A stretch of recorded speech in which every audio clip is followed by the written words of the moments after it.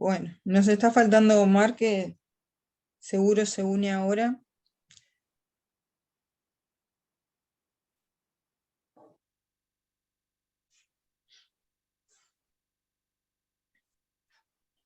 En el prólogo, ustedes se encuentran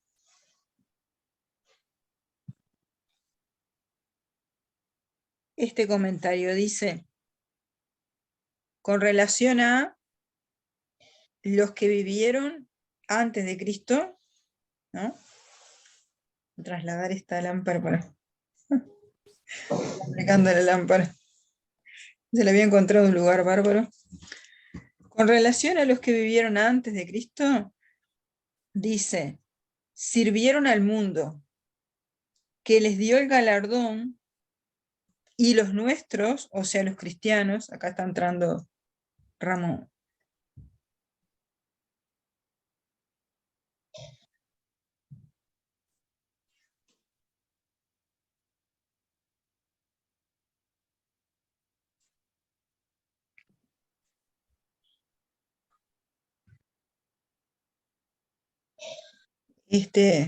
Bueno, estábamos diciendo,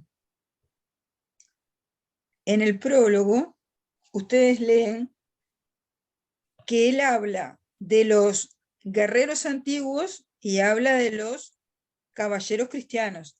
Entonces dice, con relación a los primeros, sirvieron al mundo, que les dio el galardón, y los nuestros al Señor, el que con tan conocido amor y voluntad ayuda y favorecer los quiso favorecerlos. Por los hallar tan dignos, por hallarlos tan dignos, en poner en ejecución con mucho trabajo y gasto lo que tanto su servicio es, ¿no? O sea, los dos pueden ser modelos de caballería, los anteriores a Cristo y los posteriores a Cristo. Pero la diferencia está en a quién sirven y de dónde obtienen esos honores y ese galardón. Y después hay una parte en la cual compara a las historias que mencionan los historiadores romanos como Tito Livio con los relatos de los caballeros andantes. Entonces dice, las hazañas que relata Tito Livio son como, son hazañas, pero son normales. Pero los relatos de los héroes verdaderamente, dice él, son milagrosos, están más allá de lo natural. Y por otro lado, hay un pasaje en el cual compara lo que llama las historias fingidas o patrañas, que no tienen ni sombra de verdad, dice, con los relatos verdaderos. Entonces, de las dos, las que son mentiras totales, ficción total, y lo que es un relato histórico verdadero, se pregunta, ¿qué tomaremos de las unas y de las otras que algún fruto provechoso nos acarreen? ¿No? O sea, del relato totalmente ficticio, como el que él escribió, ¿no? García Ordóñez de Montalvo, este relato de la Amadís de Gaula es ficticio. Y los relatos históricos. ¿Qué tomaremos de las unas y de las otras que algún fruto provechoso nos acarreen? Y ahí es donde dice, por cierto, a mi ver, otra cosa no, salvo los buenos ejemplos y doctrinas que más a la salvación nuestra se allegaren. Los buenos ejemplos y doctrinas que más a la salvación nuestra se allegaren. Porque siendo permitido de ser imprimida en nuestros corazones la gracia del muy alto Señor, o sea, Dios nos da la gracia para que podamos elegir bien y para que nos acerquemos a Él. la gracia del muy alto Señor para ella nos allegar. Tomemos por alas con que nuestras ánimas suban a la alteza de la gloria para donde fueron criadas. Es decir, ya que Dios nos da la gracia para poder elevarnos, aprovechemos esa gracia para alcanzar la alteza, la gloria, y por lo tanto, ¿qué es lo que vamos a tomar de las historias fingidas y de las verdaderas? Lo que sirva para el crecimiento personal como cristiano. Esto no quiere decir que él no escribe para los cristianos. Él puede escribir para todo el mundo, pero lo que intenta es que en esas personas que pueden no ser cristianos, pero que tienen algo que les permite acercarse a Dios, que nosotros habíamos visto que es la gracia, pero habíamos visto otro concepto, ¿se acuerdan? ¿Qué concepto habíamos visto que hace que una persona sin ser cristiana pueda acceder a Dios? Semina verbis, ¿no? Claro, las semillas del verbo. El semina verbi. Entonces, decíamos, ¿por qué la evangelización católica de América no es la imposición de una cultura contra la voluntad del indígena que lo termina anulando, destruyendo y aculturando y todo lo que se dice, ¿no? O sea, si vamos a ver lo que se dice, una cosa horrible, la evangelización de América. Pero ¿por qué no es eso? Así se lo puede imaginar quién. Alguien que está por fuera del conocimiento de la teología católica, que puede ser cualquiera, ¿no? Un protestante bien informado no tiene por qué ser, pero un protestante no informado, o un islámico no informado, o el que sea no informado, va a pensar que la Iglesia Católica lo que hizo fue imponer. ¿Por qué la Iglesia Católica no venía con la mentalidad de imponer? Porque partía de las ideas de San Justino. Entonces, hay en todas las personas, como fueron todos creados por Dios, ahí yo estoy pensando también que los seres humanos fueron todos creados por Dios y que son iguales. Ya si vengo con otra mentalidad de que hay razas superiores, inferiores, pero eso es una elaboración posterior. Eso es del siglo XIX, que es el que separa germanos de latinos, y bueno, también habla de razas superiores, razas inferiores. Entonces yo vengo con la mentalidad de las razas inferiores. Las razas superiores, esto no existe. Pero en el siglo XVI, si yo vengo con la idea de que los hombres fueron creados por Dios, si fueron creados iguales, no hay manera de que hayan sido creados desiguales, fueron todos descendientes de Adán y Eva, independientemente de su color, entonces todos tienen la capacidad de conocer a Dios, porque el hombre fue creado a imagen y semejanza de Dios, por lo tanto tiene la capacidad de acercarse a Dios. Entonces, es lo que está diciendo García Ordóñez de Montalvo. O sea, está escribiendo para el que sea capaz de captar lo bueno de los relatos.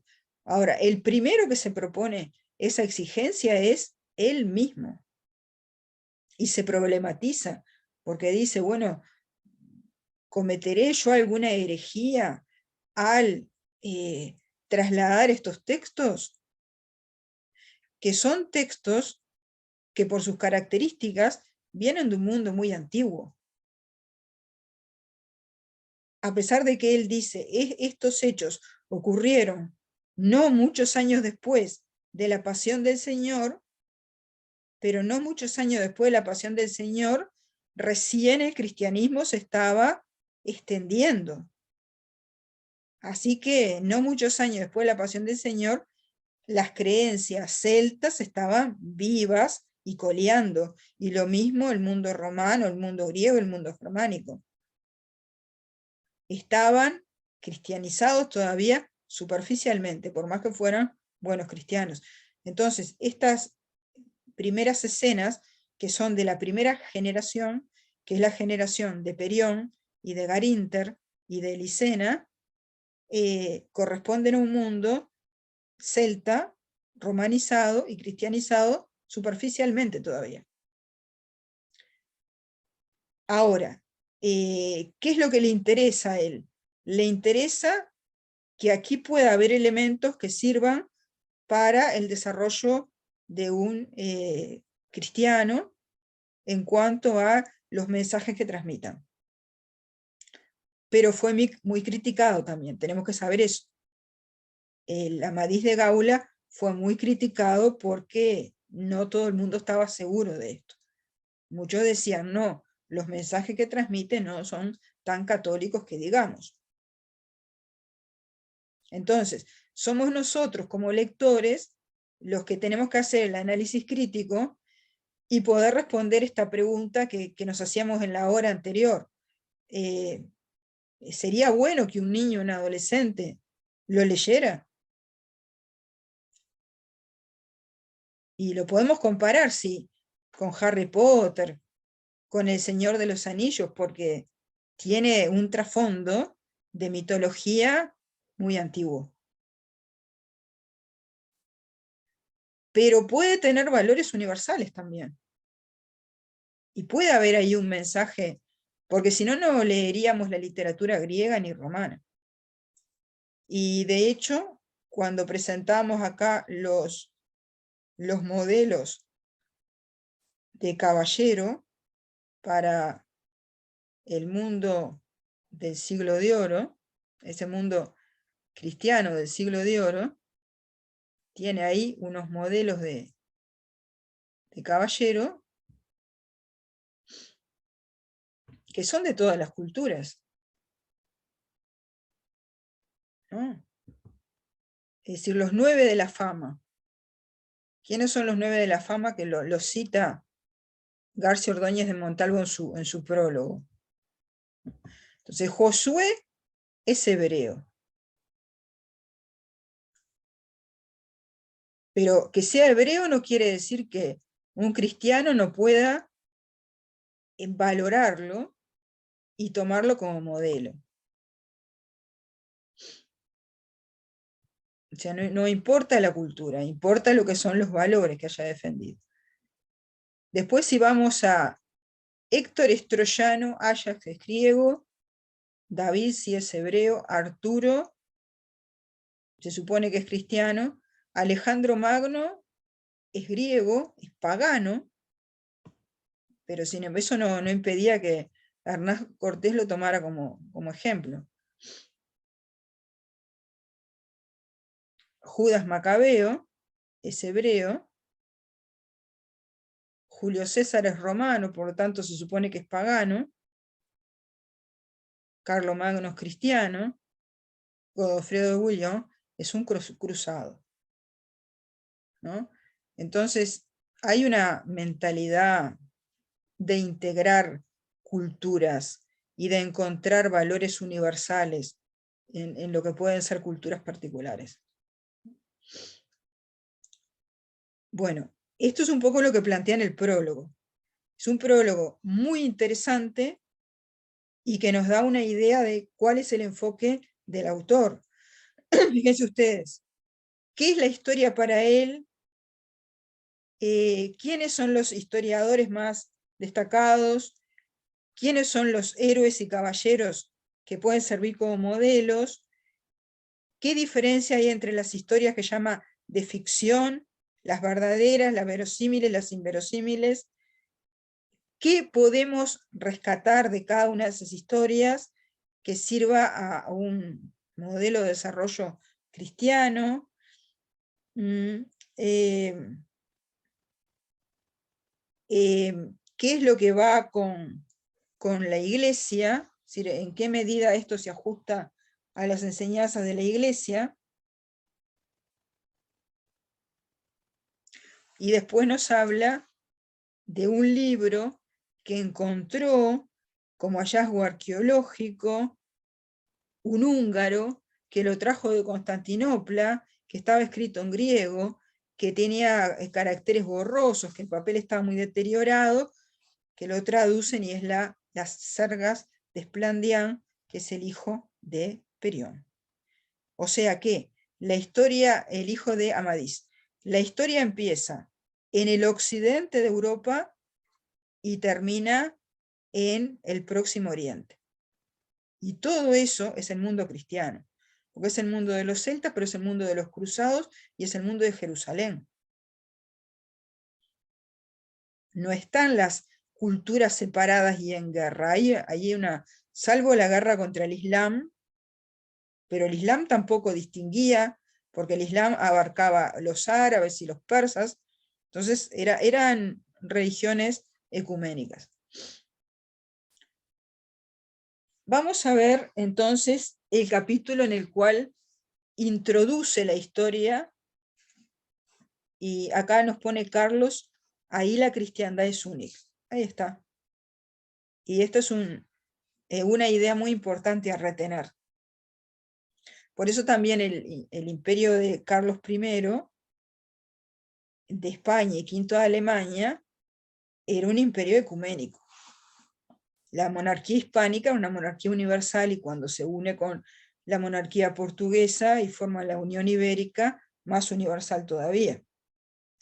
Entonces nos dice, los 4 libros del invencible caballero Amadís de Gaula, porque eran todos invencibles estos caballeros, no eran todos excelentes, valientes e invencibles. Habíamos comentado, Amadís de Gaula es Galia, y había preguntado Carlos sobre este tema. Habíamos dicho que posiblemente el Amadís de Gaula, como novela o como relato, surgió probablemente en alguna lengua romance, que no sabemos, quizás surgió justamente en la Galia, o pudo ser en Bretaña también, es decir, en la antigua Francia, gala y bretona, cristiana, todavía no franca, todavía no germánica, en ese mundo donde las lenguas romances estaban surgiendo y todavía no existía el francés, posiblemente hubo alguna lengua romance en la cual apareció este relato. Después habría sido traducido al castellano y al portugués, no se sabe bien en qué orden, hasta que al final toma forma en la época moderna. Por eso, en lugar de llamarse Amadís de Galia, ni Amadís de Francia, se llama Amadís de Gaula, en que se tratan sus muy altos hechos de armas y apacibles caballerías, apacible de acciones destinadas a fomentar la paz. Y por supuesto, como había dicho al principio, el objeto de la historia es la memoria de los hechos de armas más destacados. Hoy en día diríamos, no, todo se puede historiar, pero en aquel momento eran las hazañas militares. El esforzado caballero Amadís, hijo del rey de Perión de Gaula y de la reina Elisena, el cual fue corregido y enmendado por el honrado y virtuoso caballero, Garci Ordóñez de Montalvo, regidor de la villa de Medina del Campo, y corrigióle de los antiguos originales que estaban corruptos y mal compuestos en antiguo estilo, por falta de los diferentes y malos escritores, quitando muchas palabras superfluas y poniendo otras de más pulido y elegante estilo, tocantes a la caballería y actos de ella. Posiblemente porque lo encontró al relato en una etapa del desarrollo de la propia lengua, donde, por ejemplo, se usaban palabras que ahora no se usan, porque no se las consideran cultas. Eso fueron decisiones que se tomaron en aquel entonces, qué era lo culto, qué no era lo culto, qué palabras eran vulgares, qué palabras correspondía usar, qué era un buen estilo, qué era lo bien escrito, qué no era lo bien escrito. Estamos en una etapa donde la lengua está en pleno desarrollo. Entonces ahí es donde dice, no muchos años después de la pasión de nuestro Redentor y Salvador Jesucristo, es decir, hubo un rey muy cristiano en la pequeña Bretaña, es decir, en esa península que tiene Francia, que asoma por el norte al océano Atlántico, tierra de los bretones, un pueblo celta. Bueno, ese rey, que era un buen cristiano, se llamó Garinter, el cual, siendo en la ley de la verdad de mucha devoción, era muy devoto, muy cristiano, muy devoto, y buenas maneras acompañado. Era una persona de buenas maneras, ¿no? de conducirse bien, de ser amable, de tener una buena conducta. Este rey hubo, es decir, tuvo, 2 hijas en una noble dueña. Dueña es doña y viene de domina en latín, que es el femenino de dominus, señor. En una noble dueña, su mujer. Y la mayor fue casada con Languines, rey de Escocia. Nos va dando el mapa, como habíamos visto cuando hicimos la presentación del contexto, vimos el mapa, nos está hablando del mundo atlántico, europeo, occidental, pero celta también. Fue casada con Languines, rey de Escocia, y fue llamada la dueña de la guirnalda, porque el rey su marido nunca la consintió cubrir sus hermosos cabellos. Esto de los hermosos cabellos hace acordar un poco a Homero, cuando dice, por ejemplo, Aquiles, el de la hermosa cabellera, ¿no? Es un atributo que puede caracterizar a una persona, pero parece como propia de un lenguaje arcaico. Nunca la consintió cubrir sus hermosos cabellos, sino de una muy rica guirnalda. Tanto era pagado, ¿cierto? Tanto era feliz, contento, de los ver, es decir, de verlos, de quien fueron engendrados Agrajes y Mabilia, que son 2 personajes que en este momento no tienen un papel importante, pero sí más adelante los tiene, que así de uno como caballero, Agrajes como caballero, Mabilia como dama. Observen ustedes siempre la dicotomía de personajes, el caballero la dama, el caballero el escudero, la dama la doncella. En esta gran historia, mucha mención se hace. La otra hija, que Elisena fue llamada, en gran cantidad mucho más hermosa que la primera fue. Elisena era muchísimo más hermosa que esta que tenía hermosos cabellos. Y como quiera que de muy grandes príncipes en casamiento demandada fuese, si tenía muchísimos pretendientes, nunca con ninguno de ellos casarle plugo. Nunca se decidió por ningún pretendiente. Nunca le plugo, es decir, le gustó. Ante su retraimiento y santa vida, dieron causa a que todos beata perdida la llamasen. Esta nunca se va a casar, va a quedar soltera, va a ser beata, santa, porque no le llama la atención ningún varón. Considerando que persona de tan gran guisa, dotada de tanta hermosura, de tantos grandes por matrimonio demandada, no le era conveniente tal estilo de vida tomar. La gente estaba preocupada, pues siendo tan hermosa, teniendo tantos pretendientes, ¿por qué iba a quedar soltera? Iba a ser beata. Pues este dicho rey Garinter, siendo en asaz crecida edad, Garinter ya era muy mayor. Por dar descanso a su ánimo, algunas veces a monte y a casa iba. Entonces este rey, un poco para despejarse, como ya era una persona mayor, entonces salía de cacería, que era lo que hacían los reyes. Los reyes para distraerse iban de cacería. Entre las cuales saliendo un día, desde una villa suya que Alima se llamaba, siendo desviado de las armadas y de los cazadores, andando por la floresta, así que se perdió, se desvió de los grupos de cazadores, andando por la floresta sus horas rezando, porque se dedicaba a cazar, pero como era muy devoto también, se dedicaba a rezar, vio a su siniestra, o sea, a la izquierda. La palabra siniestra indica izquierda, pero también está emparentado con la palabra siniestro, que es de mal augurio. Esto es muy interesante porque empiezan a aparecer los símbolos acá y las señales que adelantan los hechos que vienen a continuación. Y puede estar vinculada con esas supersticiones que decimos que vienen del mundo antiguo. Vio a su siniestra una brava batalla de un solo caballero, que con dos se combatía. Vio un caballero que combatió a otros dos.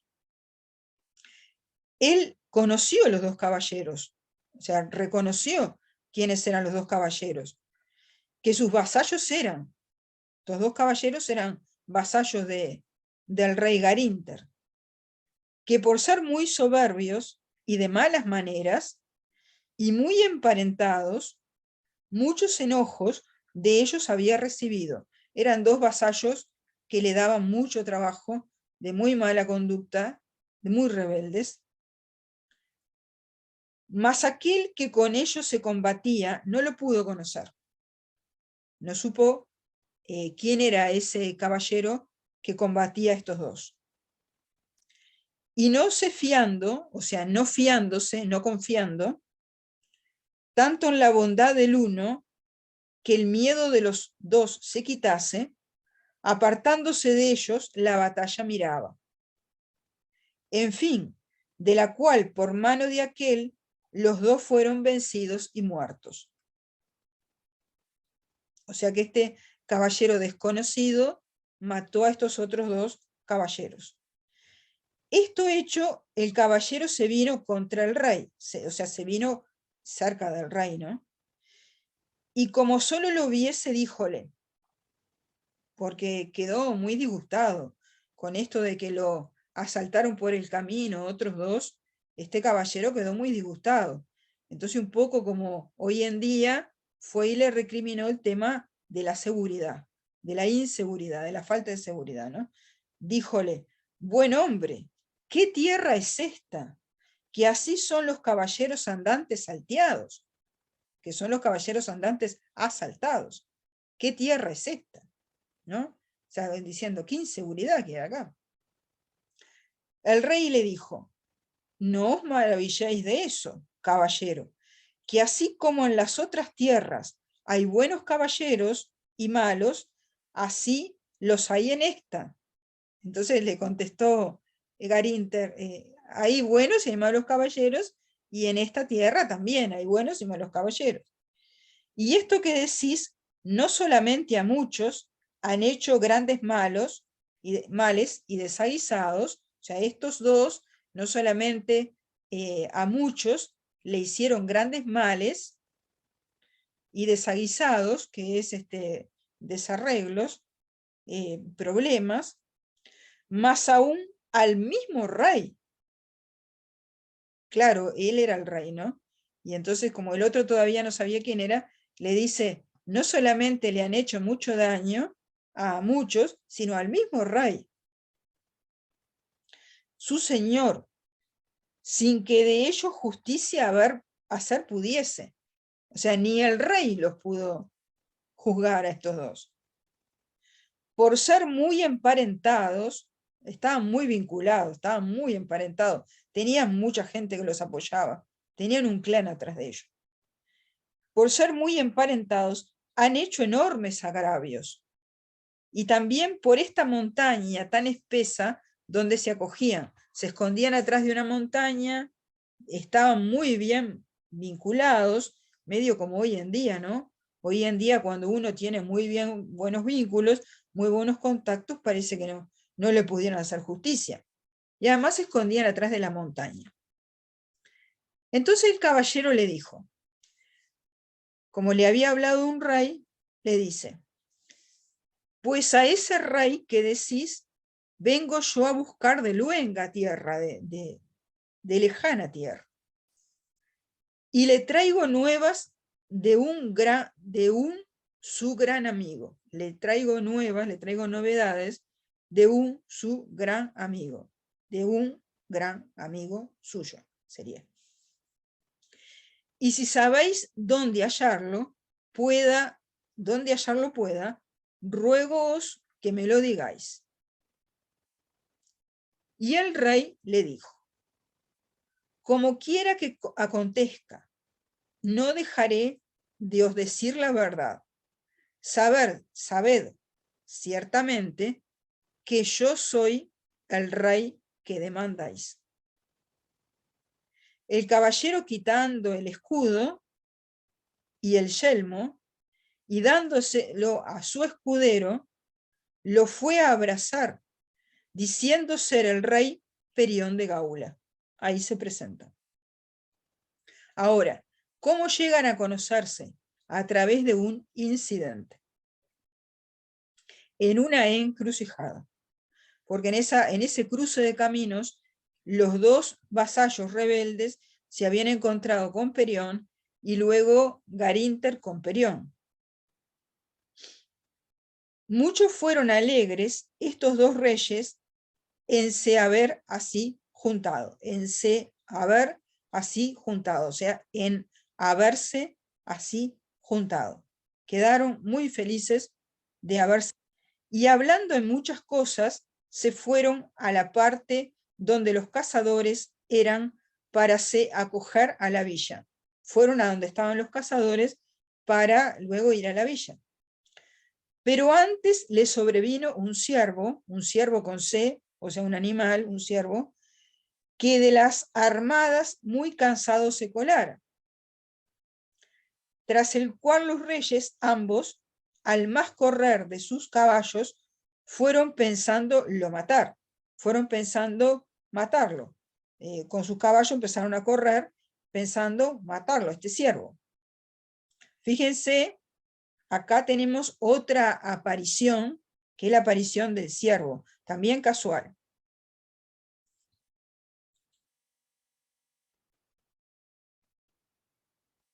Más de otra manera les acaeció, que saliendo de unas espesas matas, un león delante de ellos al ciervo alcanzó y mató. O sea, cuando estaban en eso, les aparece un león que a su vez alcanza al ciervo, y Que por habiendo... cierto, ¿eh? el ciervo es también origen céltico, de origen celta, El ciervo está muy representado del dios astado, que de, tanto de- lo están promocionando últimamente los anglos en todo tipo ah, de... claro, y está muy Y representado en puede, y la... puede que tenga algo eh, que ver también con esa eh, historia, ¿no? sí, sí. Esto habría que leerlo todo con microscopio, porque Sí, cada cosa que dice es interesante. porque hay muchas Eh, historias de esas épocas sí. también en las que aparece el ciervo, o mitologías, ¿no? En la que aparece el ciervo así de repente por el bosque y luego empiezan como a seguirlo y luego ocurren cosas. Entonces puede que eso también sí que realmente sea simbólico, ¿no? Digamos. Ah, sí. Yo creo que sí. Es simbólico y es fuertemente simbólico, y Sí, da para estudiarlo. ¿Mm? sí. Y el bosque además también es un símbolo. Eso es. Pero aparece un león. El león es símbolo de la realeza en distintas culturas. Y por ejemplo, en la micénica, en España, en la misma América, donde además en América tenemos el caso de otro felino, que es el jaguar o el ocelote, pero los felinos grandes son símbolo de realeza. Entonces, habiéndole abierto con sus muy fuertes uñas, serían garras, bravo y mal continente, contra los reyes se mostraba el león. Se mostraba como muy malo contra los reyes. Y como así el rey Perión le viese, dijo: pues no estaréis tan sañudo que parte de la casa no nos dejáis. Entonces el rey Perión decide enfrentarse con el león. Y tomando sus armas, descendió del caballo, que adelante, espantado del fuerte león, ir no quería, poniendo su escudo delante. La espada en la mano al león se fue, que las grandes voces que el rey Garinter le daba no lo pudieron estorbar. Fíjense que el caballo no quería seguir adelante. Por lo tanto, Perión tuvo que bajarse del caballo con el escudo y con la espada. Y mientras tanto, Garinter de lejos le gritaba que por favor se alejara del león. El león asimismo, dejando la presa, contra él se vino, y juntándose ambos, teniéndole el león debajo en punto de le matar, no perdiendo el rey su gran esfuerzo, hiriéndole con su espada por el vientre, lo hizo caer muerto ante sí. De entre el rey Garinter, mucho espantado, entre sí decía. El rey Garinter estaba asustadísimo, a pesar de que Perión había matado al león, porque pasó unos nervios impresionantes. Y entonces Garinter pensaba para sí, no sin causa tiene aquel fama del mejor caballero del mundo. No es porque sí que es el mejor caballero del mundo. Este hecho, recogida toda la campaña, recogida toda la campaña hizo en 2 palafrenes cargar el león y el ciervo, y llevarlos a la villa con gran placer. Donde siendo de tal huésped la reina avisada, mientras tanto la reina es avisada de que van a ir los palacios de grandes y ricos atavíos, y las mesas puestas hallaron. Cuando llegaron, la reina había engalanado todo el palacio, había puesto unas mesas muy abundantes, ¿no? Bueno, ¿qué les recuerda este texto? Se supone que esta escena ocurre después de Cristo, pero esta escena podría haber ocurrido antes de Cristo. Sí, perfectamente. Y de hecho hay similitudes con otros tipos de relatos, como el de Sansón, creo que era, o el mismo de Heracles también, cuando se enfrentan con el león.